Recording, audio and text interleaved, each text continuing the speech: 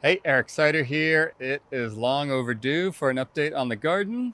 I'm going to go over some of the experiments I've done videos on in the past. We'll see how the wild rice is doing, the sorghum, the trombocino chicken garden, and the self-cleaning chicken waterer. The garden is definitely showing heat stress as there have been multiple 100-degree days. And the best remedy for extreme heat is shade. So 50% shade cloth is a really effective instant solution. And you can also incorporate some deciduous trees with your garden. So they will give you the shade in the middle of summer when you need it and drop the leaves when it's cooling down.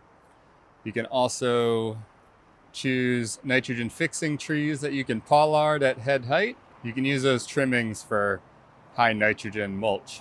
The benefit of being in a warmer climate, there's also basically a double gardening season. It's August right now, and I can start a whole new batch of tomatoes, melons, and beans, cool season crops in the following months, like brassicas and peas. All right, let's get into it. So this is the east side of the house, and it gets protected from the harsh afternoon sun. So the zucchini is definitely much happier over here, and it has been a big success and has produced lots of food for us and the chickens. This bed had a big celery plant that was recently cut down and a couple tomato plants not doing very well, and some strawberry plants that keep getting poached by the dog. And then there's just Swiss chard mixed in pretty much all over the garden. Very good heat tolerant green. This is predominantly spring onions that have already gone to seed, and I went ahead and cut them right down to the base. And a few came back and instantly went to seed again, but most of them are just growing for a second round, somewhat perennial. A few more tomatoes. Now typically these beds is where the tomatoes do the best, but this year they have not done very well at all. And this one, this is a volunteer. I did have some Sun Gold, which is a hybrid cherry tomato, and that regrew from those tomatoes. It's a mystery what they are. They're obviously much smaller than Sun Gold, and they're not very sweet. So it's the problem with hybrids. You can't save the seed if you want to guarantee what the next crop will be. Some other herbs that are definitely very showing their stress from the heat. Got up to 105 today. So I just got some basil, some more Swiss chard, some dill, some shiso, and a tomatillo right here.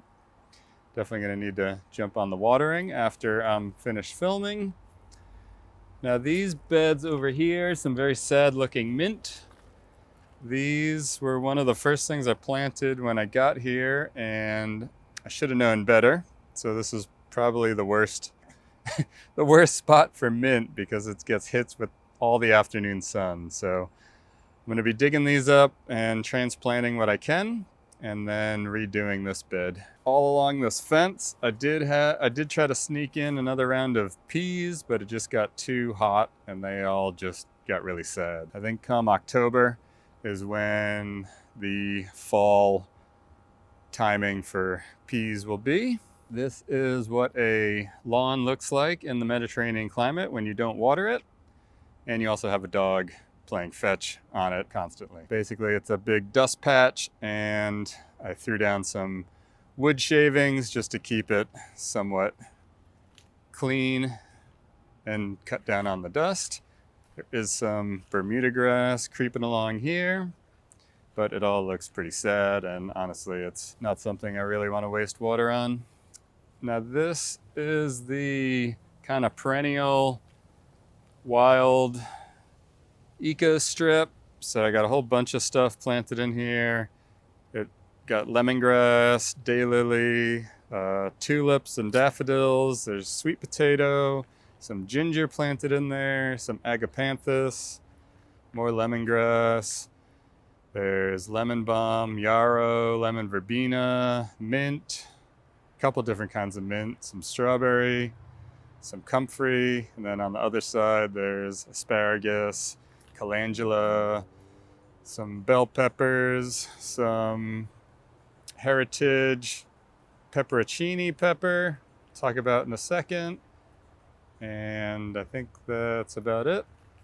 Basically, anytime I have anything go to seed, I'll just sprinkle it all in here and just let it grow as it wishes. Aloe and a dwarf avocado here. This is the newest edition. It's 50% shade cloth, so that has been really helpful this summer to protect the garden. There's just too much sun here all day long. It's a very low budget, janky system to suspend it above the garden, but it's more or less working. In an ideal scenario, I would have some kind of hoop house that could be a greenhouse in the winter and a shade house in the summer. But for the moment, this is doing pretty well. 2 kinds of tomatoes in both these beds. I've been producing quite a lot. Had Cherokee purple here and then some cherry tomatoes there. Both heirlooms. Cherry tomatoes are pretty good. Not in love with the flavor, but they definitely heavy producers, as well as the Cherokee purples. Banana going well. I suspect it's going to need to survive the next winter if it's going to get to fruiting stage. Feijoa in a pot there, kind of hardy subtropical fruit tree. Interesting fruit. Pear tree, we got 1 apple there and another there, and I would not recommend planting apples in Sacramento. Yes, you can grow them, but they just don't do that well in the heat. Figs, mulberries, pomegranates would be my top 3. Any of the stone fruits, peaches, plums, cherries would be next on the list. If you've ever had an apple from upstate New York or Washington State, you're not going to be happy with an apple grown in Sacramento. It's just not the right climate. Got some butternut squash, some extra tomatoes thrown in here, more Swiss chard, sweet potato. Here we got just a mishmash of stuff. There's a goji berry, some mint, extra tomatoes thrown in, comfrey, some ice plant, some thyme. Ice plant is a really good succulent ground cover. Can be used as a living mulch, particularly in dry climates. The chickens seem to really like it, which is interesting. And if you do compost primarily from succulents, it'll have extra moisture retaining ability, which is very interesting. Very appropriate if you got a lot of succulents in a dry lands to make compost from succulents. Thornless boysenberry in there, and this is a chayote going mad, but yet to produce any fruit, and I'm running out of fence for it, so just kind of looping it back on itself. So hoping to get some fruit from that. This is a passion flower vine, so relative of the passion fruit, but it doesn't produce an edible fruit. Has really nice flowers that have medicinal value. But vines in this climate are one of your best strategies to have green pick in the summer that's not irrigated. So basically anything in the summertime, if it's not a tree or a vine and it's not getting irrigated, it's going to turn brown, more or less. Good strategy for Mediterranean climate for the summertime, particularly if you're foraging for your animals. Here we can check out one of the experiments. This is the wild rice, and if I had to do it again, I would not transplant it. I think that stunted the growth, especially this year since it was like kept getting late frosts and the timing was just wacky all across the board. But you can see it is producing seed, but these should be, see that right there, should be much taller, so it definitely will grow, and I think I will do it again, and I'll just plant the seed directly in the kiddie pool and skip the transplanting issue. Everything's a bit of a mess at the moment because we're in the process of cleaning out the shed, so 15 years of stuff nobody has gone through, but this is the little nursery under this pistache tree. So I got a mishmash of stuff. This is a mulberry cutting, just random avocados from the seeds that we're eating. This is a walking onion. So it's a spring onion that puts a bulb at the top, and then it falls over and reseeds itself or reroots itself and just keeps going. So that's really interesting. More avocados,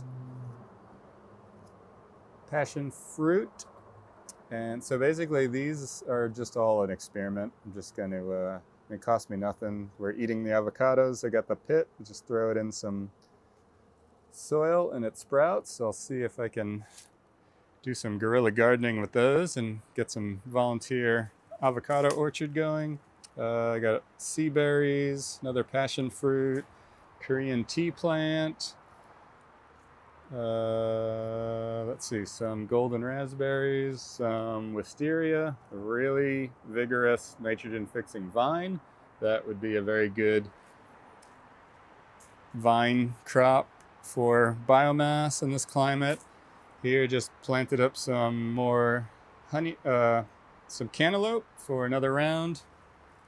This is the DIY basic biological filter for, well, was the rainwater catchment and now it's just the dog swimming pool, but this little basic pool filter, the filter is pretty useless. It gets clogged up right away, so just put gravel and a cattail, so it's more or less like a fish tank filter in a sense, and it does well enough. I mean, you can see the clarity is good, but there's definitely plenty of sediment and a bit of algae on the sides, so good enough for the dog to swim in, that's for sure.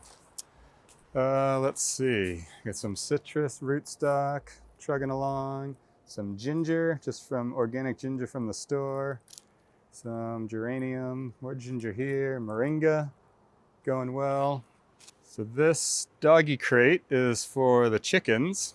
So I've had 4 hens go broody, and I have no rooster. And the first time it happened, I just let it go and just kept taking the eggs. But it took almost 2 weeks before the hen gave it up. So this time around, I had 3 going broody at the same time. I put 2 in the dog crate for 3 days and let them out, and they broke them out of the habit, and then the last one in there for 3 days. So works great. Big thank you to whoever figured that one out. Just some nursery supplies, some peat moss, vermiculite, perlite, and I switched over to wood shavings instead of straw bales. It's a bit more expensive, but it has a lot less seed issues. The addition to the aquaculture, some water hyacinth, very good at sucking up extra nutrients and vigorous grower. Of course, it's demonized as invasive, but where it's invasive, there's usually a problem with runoff into the water. So chickens eat it, but mostly I'm just using it to suck up extra nutrient in the doggy pool. Swiss chard going to seeds. I'll be sprinkling that around. This is a very low maintenance, hardy, drought and heat tolerant green. It's called New Zealand spinach, not a true spinach. This started from just a tiny little 6-pack cell tray, and it's more or less taking over. I've already cut it back probably about by 50%, 2 or 3 times, and give it to the chickens. More or less tastes like spinach. You do need to cook it. You don't want to eat it raw, but I recommend just the new growth, as it can get a bit tough and burly as its long stems and such. This is basically just some nursery plants, some rescue avocados from a nursery that were thrown out. I think they're regrowing from the rootstock, but avocado rootstock is still grown from a fruiting avocado, so see how that goes. This is a dwarf blackberry, fig, goji berry, a couple different bamboos, which I've talked about in the spring garden tour. This is one of my discount Lowe's figgy and pomegranate here, all looking really good. They came back very well from the root pruning, which I did a video on that as well. So if you got root-bound fruit trees, you can cut off the spiraling roots and repot them and they'll go again. Bamboo, bamboo. This is a unhappy kale plant in a yuzu pot. Meyer lemon. So basically all the brassicas at this point just get cut and given to the chickens because they're not happy about the temperature. As I said, asparagus, more ginger, Swiss chard, bell pepper, dill, which is going to seed, so I'm just spreading that all around. Definitely recommend if you have an area that you're not too particular about and let some plants go to seed and sprinkle them around. It makes it like the lettuce that grows by itself from its own seed is way hardier than anything I planted from seedling. This is a very interesting pepper. It's called ahi marchant, I believe, or Italian wax pepper. It is a heritage, basically a heritage pepperoncini that was developed in Northern California. So story goes it came with the Chilean miners in the gold rush. You can pick it early and it's kind of not that spicy, but if you let it go, it can get pretty much as spicy as, I believe, cayenne pepper. Don't quote me on that, but yeah, so that's pretty interesting. Society garlic, some bulb onions, some just taking their sweet time. This whole bed's a bit of a mishmash of volunteer potatoes and Swiss chard, all pretty much covered in aphids over here, so that all just gets cut and given to the chickens. This is tree collard, so very perennial collard green that can grow up to 10 feet and it doesn't go to seed, so it just keeps growing. This is yacon, which is a very interesting subtropical root that you can make a sugar syrup from. This was all full of wildflowers that have gone to seed and moved on. And we got some interesting volunteer ground covers. This is spurge, which is a pretty innocuous ground cover. So I'm just letting it go and see how it works. And then this is purslane, which is a great succulent ground cover and superfood. So ice plant and purslane would be two great dryland ground covers. Of course, there's just comfrey everywhere, and it definitely gets unhappy in the afternoon if it's in direct sunlight, but it all seems to bounce back. And I have it pretty much planted all around the edges. This is a persimmon, and again, the apple tree. All these trees are in need of special care. Let's see, what do we got here? We got a sea berry, which is a tree that has kind of like a blueberry-like fruit. This is a dwarf mulberry. Ground cherry has a little kind of sweet tart fruit in this paper shell. Let's see that. Thornless boysenberry. Got some salvia. Got some melons. Cucumbers, which are finally, I mean, I can't even keep up with these things. Look at the size of this thing. Goodness. It's a monster. So here's the best reason to have chickens is you don't waste anything. If you can't eat it, or a lot of these cucumbers, because they've been stressed, they've been bitter, even though the seed packet says not bitter. So what happens? They go to the chickens and they get converted into eggs or compost. Some more cantaloupe there. And then this has been a huge success. The Trombocino chicken garden, just completely covering the chicken run. And some monster squashes in here.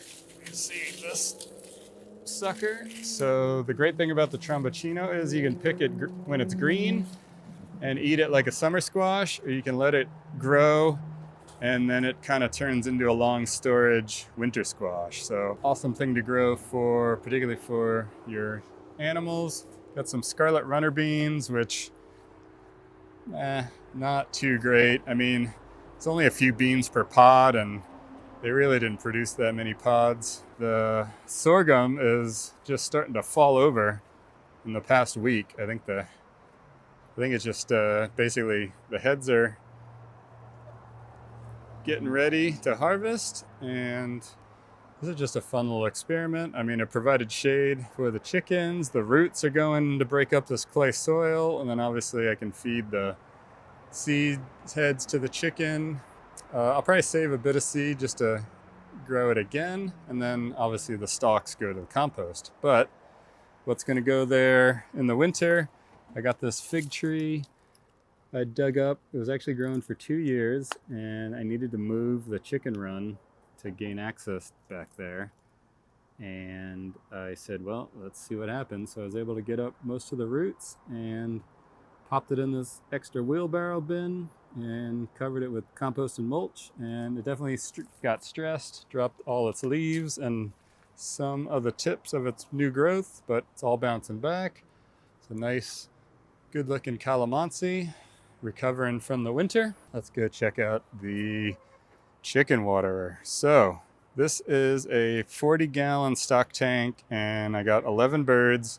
I think that's probably the smallest I would go because they do manure in it, and it's a little bit of algae growth, but you can see it's pretty much chock full of plants. So it's doing a good job of filtering the nutrients, and we'll see. You can get a check on the water clarity. It's pretty clear. It's about, I don't know, maybe 18 inches deep. Let's get some eelgrass. So basically anything that pokes through the fence, the chickens eat. So this has been an awesome success. And then here we go. So this is, I can see that's actually, I need to cut that chicken wire. It's grown so much. This is the idea. Just cut a squash, throw it into the cage, and the chickens are happy.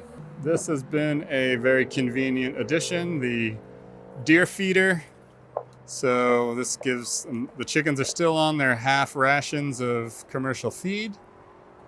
So this goes off in the morning, and since normally what this would do, it would spin out in like a 20-foot diameter circle. So I have a plastic plant pot just attached, and so it just, the feed spins and hits the plastic pot and drops down. So that's really convenient.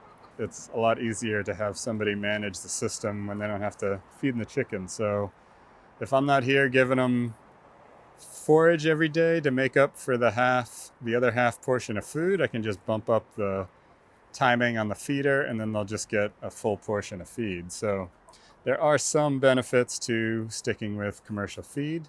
Hope you enjoyed that update and saw what's working and what's not working. Everything's an experiment, and we learn and progress together. If you are in need of permaculture t-shirts or permaculture consultation and design, links for all that will be below. All right, thanks so much for watching, and I will see you next time.